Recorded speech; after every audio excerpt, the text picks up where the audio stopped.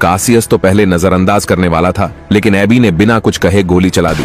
साल 2025 एक और खतरनाक जॉम्बी मूवी आ चुकी है, लेकिन इस बार के जॉम्बी न सिर्फ तेज दौड़ते हैं बल्कि प्लेन को टेक ऑफ करते वक्त भी पकड़ लेते हैं। और तो और कुछ जॉम्बी तो अब सोच भी सकते हैं। हाँ, सही सुना, ये जॉम्बी अब इंसानों की तरह चालाक हो गए हैं। सूंघ कर दुश्मन को ढूंढ लेते हैं और रणनीति बनाकर किले की दीवारों तक गिरा देते हैं बिना टाइम बर्बाद किए। चलिए शुरू करते हैं कहानी। एक छोटा लड़का अपने घर में बैठा शांति से कार्टून देख रहा होता है। तभी अचानक टीवी की स्क्रीन ब्लैक हो जाती है और उस पर एक इमरजेंसी न्यूज ब्रेकिंग फ्लैश होती है। दुनिया भर में एक अज्ञात वायरस का प्रकोप फैल चुका है। ये वायरस इतना खतरनाक है कि कुछ ही मिनटों या फिर कुछ घंटों में इंसान बन जाता है। दरिंदा पागल जानवर की तरह इंसान एक दूसरे पर टूट पड़ते हैं। छोटा बच्चा स्क्रीन में ये सब देख ही रहा होता है कि तभी ऊपर की मंजिल से कुछ अजीब आवाज आती है। डरते हुए वो ऊपर जाता है, पर निकला कुछ नहीं। उसकी बड़ी बहन की शरारत थी ये। तभी उसके पापा का वीडियो कॉल आता है। पापा पुलिस ड्यूटी पर होते हैं, बाहर तैनात। वो अपनी बीवी से कहते हैं, तुम बच्चों को लेकर शहर से बाहर भाग जाओ, किसी रिश्तेदार के घर छुप जाओ। ये शहर अब सुरक्षित नहीं रहा। माँ बगैर समय गंवाए फौरन सामान पैक करती है।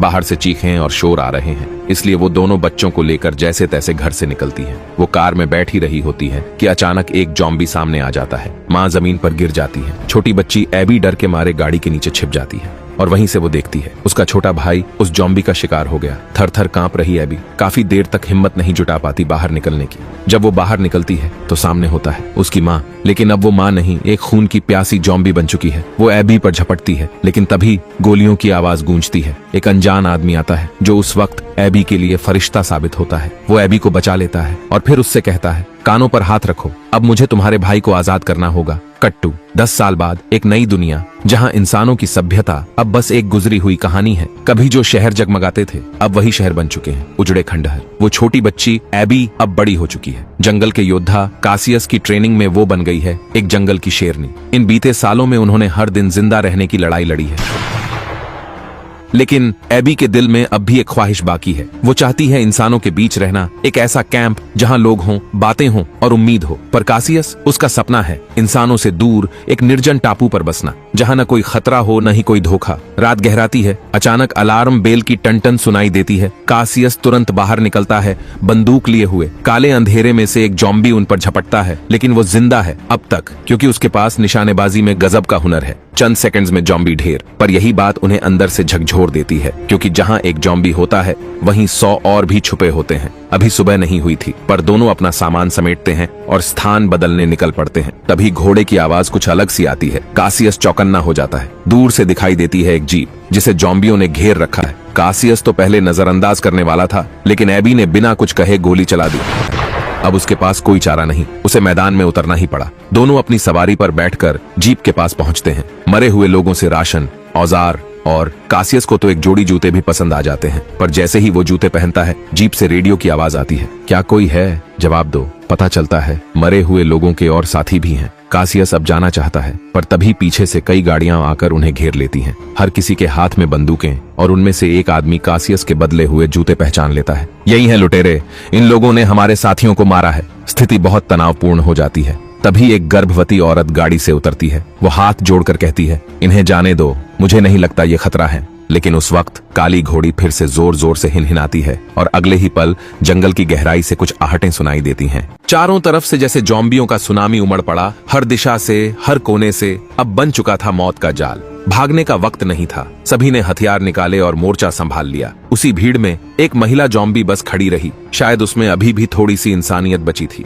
या शायद शैतानी चालें। बिना किसी सुरक्षा के संघर्ष कर रहे इंसान एक एक करके गिरने लगे। एक ताकतवर आदमी जॉम्बी के काटे जाने पर खुद को गोली मारना चाहता था, पर जैसे किस्मत भी साथ छोड़ चुकी थी, बंदूक में गोली ही नहीं बची थी। इधर एबी समझदारी से गर्भवती महिला को जीप में बैठाती है। कासियस गोलियों की बौछार करते हुए आखिरकार उस होशियार जॉम्बी महिला को मार गिराता है। एक झटके में जीप का एक्सीलरेटर दबाता है और निकल जाता है उस मौत के घेरे से। लेकिन उनके पीछे एक काला चेहरा वाला जॉम्बी जब उस मरी हुई महिला जॉम्बी को देखता है तो ऐसी दहाड़ मारता है जैसे उसकी बीवी को किसी ने छीन लिया हो। इस तरफ कासियस अब तक गर्भवती महिला और उसके पति को जॉम्बियों से बचाकर दूर ले आया था। बातचीत से पता चला ये लोग जा रहे थे शिप टाउन नामक एक सुरक्षित कैंप की ओर। एबी की आंखों में चमक आ जाती है। यही तो वो जगह थी जिसकी उसे बरसों से तलाश थी।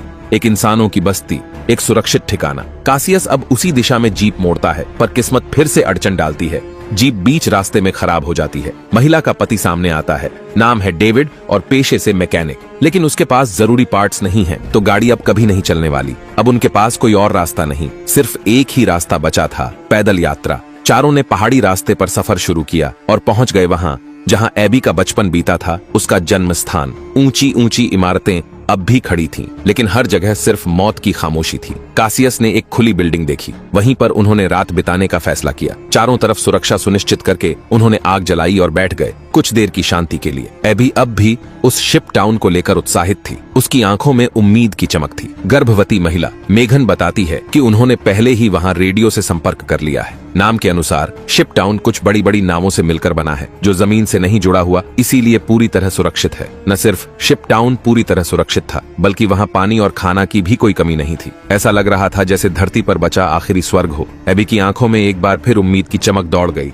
लेकिन कासियस को यह सब सुनकर कोई खास दिलचस्पी नहीं थी। उसके लिए ये सब फिजूल बातें थीं। उसके लिए तो ज्यादा जरूरी था फंदे और विस्फोटक लगाना, ताकि रात को चैन की नींद ली जा सके। सब तैयारी पूरी करने के बाद कासियस ने बताया कि वो सिर्फ मेघन और उसके पति को थोड़ी दूर तक छोड़ देगा, फिर अलग रास्ता पकड़ेगा, क्योंकि उसका गंतव्य था एक विपरीत दिशा का पोर्ट। एबी को यह सुनकर बड़ा झटका लगा और वो चुपके से कासियस से पूछने चली गई कि वो उनके साथ क्यों नहीं चलना चाहता। कासियस ने साफ कह दिया, जहां भी ज्यादा लोग होंगे वहीं ज्यादा खतरा होगा। लेकिन एबी अभी भी इंसानियत की मासूम परछाइयों में जी रही थी। दोनों के बीच जोरदार बहस हुई और गुस्से में एबी अकेले ही ऊपर की मंजिल पर रात की पहरेदारी करने चली गई। उन्हें क्या पता था कि उस काले चेहरे वाले जॉम्बी ने सूंघते सूंघते उनकी छोड़ी हुई गाड़ी तक पहुंच बना ली है। अब वो जॉम्बी नेता मानो कासियस से अपनी निजी दुश्मनी निभा रहा था। अगली सुबह एबी अपनी बचपन की यादों में खोया हुआ था, पुराने फोटो एल्बम पलट रहा था। तभी नीचे पेड़ पौधों से अजीब सी सरसराहट आने लगी और उसे तुरंत आभास हो गया, जॉम्बी अंदर घुस चुके हैं।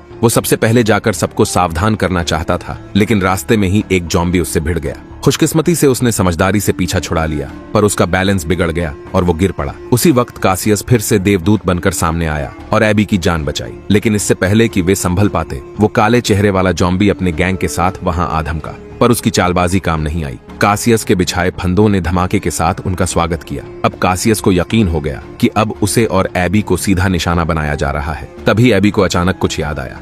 बचपन में उसका पिता उसे पास के एक सिविल एयरपोर्ट ले जाया करता था। हो सकता है वहां कोई उड़ने लायक प्लेन अब भी बचा हो। अगर ऐसा होता तो वो कई दिनों की यात्रा बचा सकते थे। कासियस को इस विचार में कुछ खास उम्मीद नहीं थी, लेकिन एबी की जिद और आत्मविश्वास के आगे वो झुक गया। आखिरकार उन्होंने फैसला किया कि वो चलकर उस एयरपोर्ट की तरफ देखते हैं, शायद किस्मत बदल जाए। लेकिन जब वो सब एयरपोर्ट पहुंचे तो आंखों के सामने था सिर्फ सूनी जमीन और टूटी हुई उम्मीदें।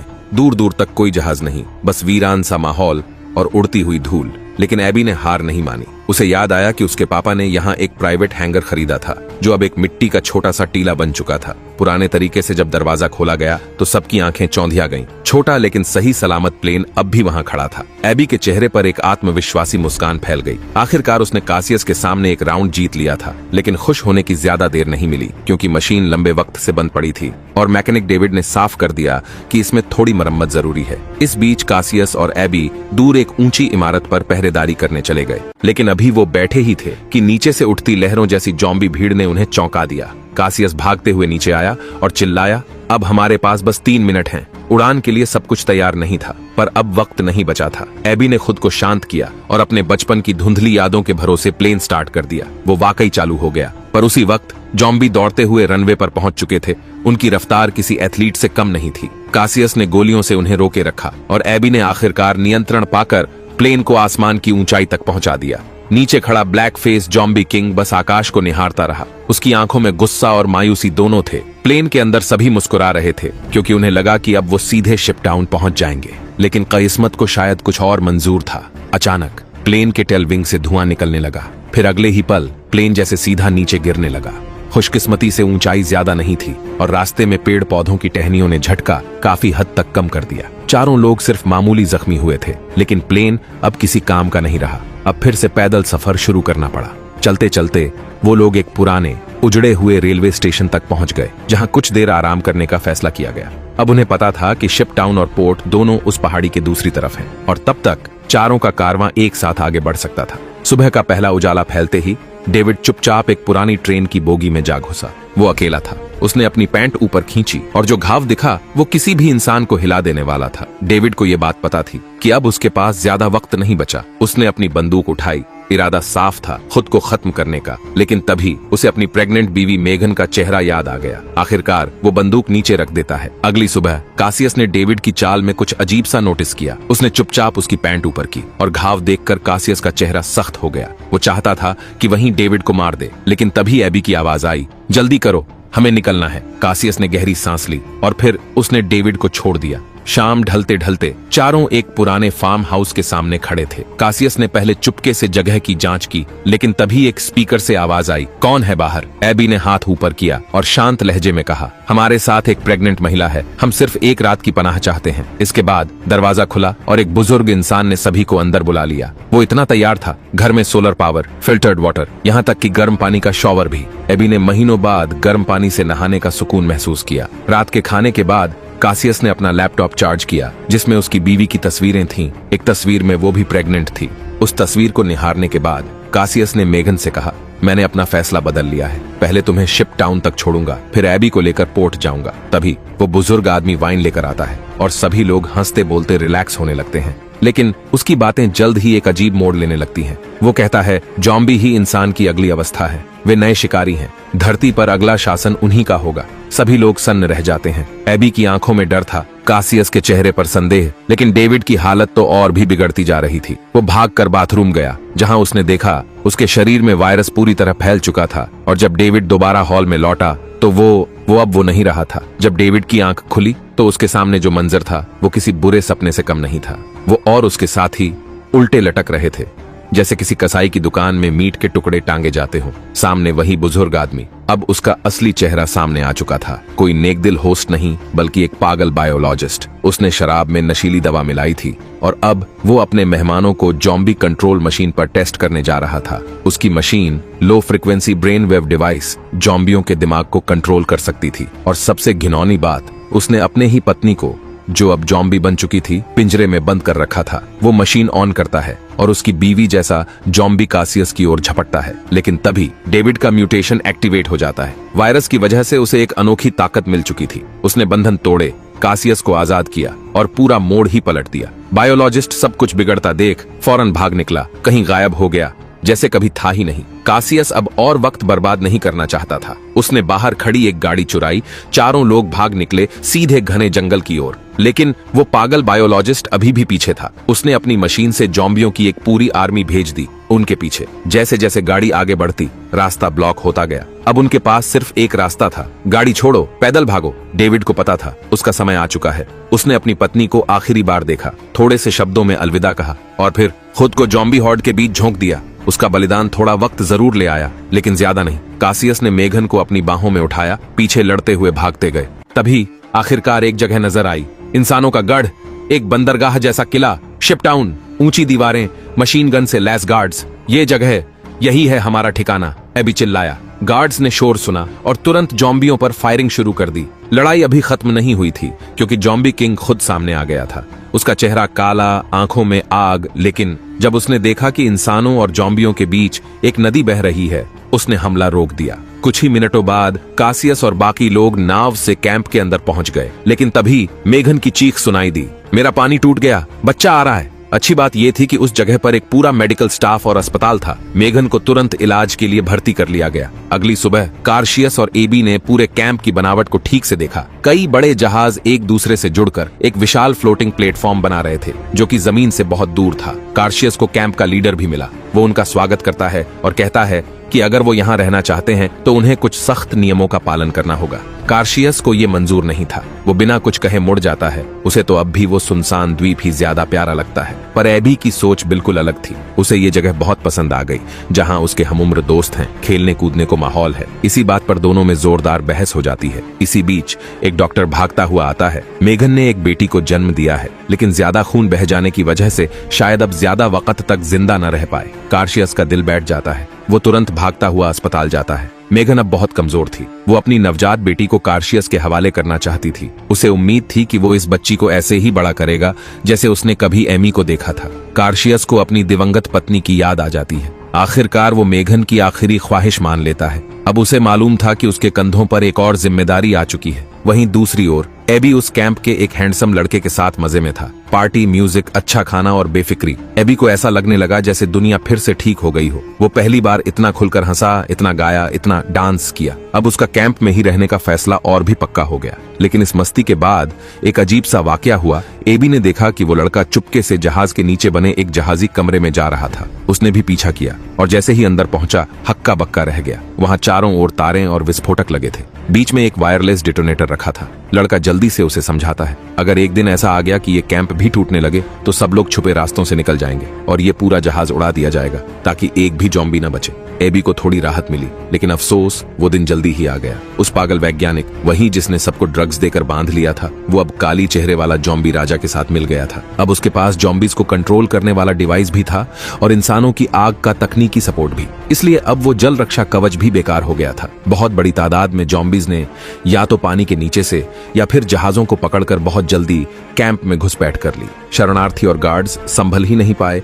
क्षण भर में ही भारी जान माल का नुकसान हो गया। लोग अपनी लोकेशन का फायदा खो चुके थे और आखिरकार ज्यादातर बस जॉम्बीज का खाना बन गए। कार्शियस को एबी की चिंता सताने लगी। वो उल्टी दिशा में भीड़ को चीरता हुआ जॉम्बियों को काटता मारता हर तरफ उसे ढूंढता रहा। आखिरकार उसे एबी मिल गया। वो डेक पर बहादुरी से लड़ रहा था, लेकिन शायद भावनाओं में बहकर वो एक जॉम्बी के हमले में गिर गया और नीचे जहाज के तल में जा गिरा। वहां पर वो पागल वैज्ञानिक फिर से दिखाई दिया, चेहरे पर कुटिल मुस्कान लिए। मगर कार्शियस इस बार तैयार था। उसने उस वैज्ञानिक का हाथ पकड़कर झटके से उसकी मशीन तोड़ डाली, जिससे वो जॉम्बीज को कंट्रोल कर रहा था। अब जब नियंत्रण खत्म हो गया तो वो बुढ़ा वैज्ञानिक खुद ही जॉम्बीज का शिकार बन गया। शुक्र है कैंप में पहले से एक सीक्रेट सुरंग बनाई गई थी। काफी लोग उस रास्ते से भागकर नदी के दूसरे किनारे पहुंच गए। बम को ट्रिगर करने से पहले वो हैंडसम लड़का चिल्लाया, रुको, एबी अभी भी जहाज पर है। कार्शियस एबी को ढूंढते हुए जॉम्बी किंग पर एक वार करता है और एबी को साथ ले भागता है। उसी वक्त एबी की नजर उस जॉम्बी किंग के हाथ पर बंधी एक चीज पर पड़ी। वो तो वही ब्रेसलेट था जो उसने बचपन में अपने पापा को दिया था, पर वक्त नहीं था। कार्शियस ने उसे घसीटकर सुरंग में ले लिया। अब जब दोनों सुरक्षित थे तो उस लड़के ने तुरंत रिमोट दबा दिया। पूरा कैंप एक भयंकर आग के गोले में तब्दील हो गया। लेकिन लड़ाई अभी खत्म नहीं हुई थी। कैंप का लीडर गले को थामे लड़खड़ाता हुआ सामने आया। वो पहले ही जॉम्बी से काटा जा चुका था, लेकिन वायरस फैलने से पहले ही जॉम्बी किंग ने उस पर हमला कर दिया। और कमाल की बात, वो जॉम्बी किंग भी विस्फोट से जिंदा बच गया था। कार्शियस उसकी तरफ लपका, एक आखिरी लड़ाई के लिए। एबी ने जमीन से पिस्तौल उठाई। उसने जॉम्बी किंग को गौर से देखा। यही तो उसका पापा था। लेकिन उसने देखा कि कार्शियस भी बुरी तरह जूझ रहा था। अब उसे एक फैसला लेना था और उसने लिया।